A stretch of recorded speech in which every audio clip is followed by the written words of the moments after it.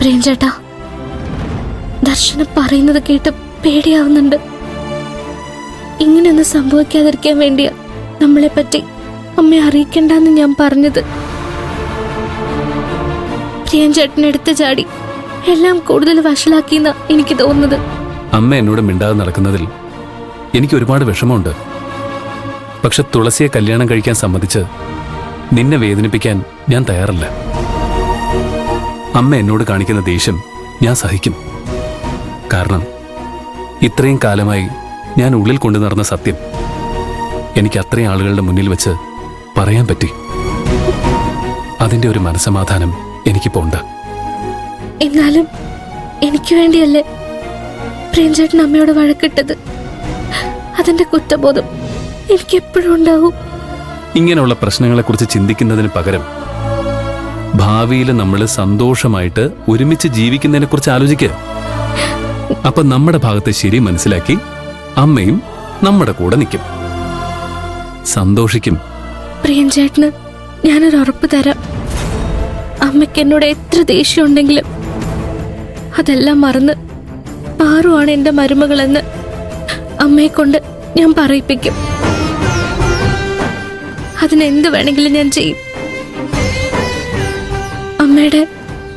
അമ്മയുടെ അനുഗ്രഹത്തോടെ ആയിരിക്കും നമ്മുടെ കല്യാണം നടക്കുക.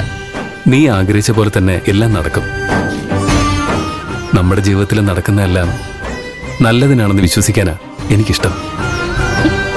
അമ്മാവനും അമ്മായിയും പെട്ടെന്ന് കല്യാണം നടത്താൻ ശ്രമിച്ചില്ലായിരുന്നുവെങ്കിൽ എനിക്ക് നിന്നെ ഇഷ്ടമാണെന്ന് പറയാൻ ഇനിയും സമയമെടുത്തേനെ. പക്ഷെ ഇപ്പോ അവര് കാരണം എല്ലാ സത്യവും പുറത്തു വന്നില്ലേ? അതുപോലെ തന്നെ വൈകാതെ അമ്മ നിന്നെ മരുമകളായി സ്വീകരിക്കാനും തയ്യാറാവും. നീ അതുവരെ ക്ഷമയോടെ കാത്തിരുന്നാൽ മാത്രം മതി. വൈകാതെ എല്ലാം ശരിയാവുന്ന എന്റെയും വിശ്വാസം. അമ്മ ദേഷ്യത്തിൽ എന്തെങ്കിലും പറഞ്ഞ പ്രേംചേട്ടൻ പ്രതികരിക്കാൻ നിൽക്കരുത്. ഇവിടുത്തെ കാര്യങ്ങളെല്ലാം ഞാൻ നോക്കിക്കോളാം.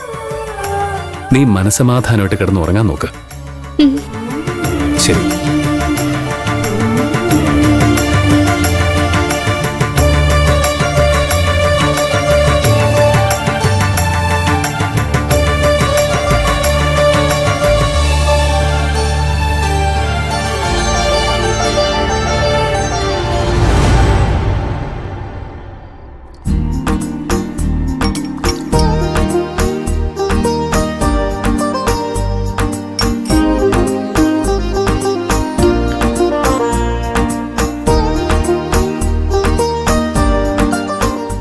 നീ ഇത്രയും നേരം എവിടെയായിരുന്നു?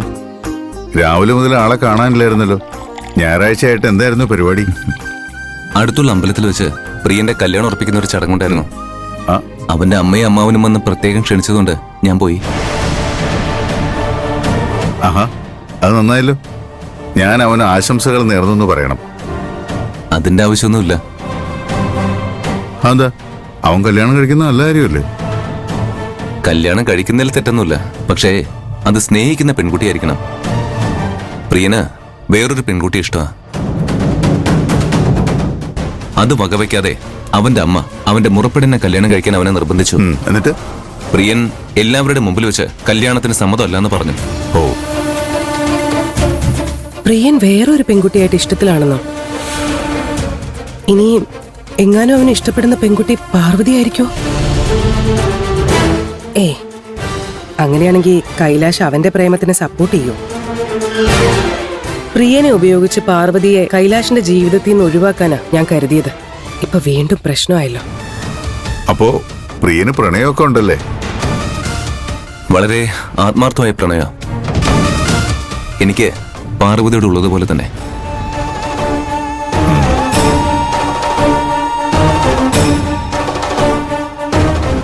ആ ശരി, നീ ഇരിക്കെ. ഒരുമിച്ച് ഭക്ഷണം കഴിച്ചിട്ട് കുറച്ച് ദിവസമായി. നീ ഇരിക്കെ.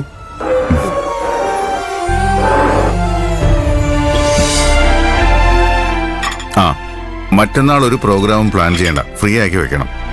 മറ്റന്നാൾ എന്താ സ്പെഷ്യല്? നിനക്ക് സ്പെഷ്യൽ ആയിരിക്കില്ല, പക്ഷേ ഞങ്ങൾക്ക് ഏറ്റവും സ്പെഷ്യൽ ആയൊരു ദിവസാ. മറ്റന്നാൾ നിന്റെ ബർത്ത്ഡേയാ. ഓഹോ, ഞാനത് മറന്നുപോയി. സ്വന്തം പിറന്നാൾ മറക്കാൻ മാത്രം നീ ജോലിയിൽ ശ്രദ്ധിക്കാൻ തുടങ്ങിയോ? I am proud of U.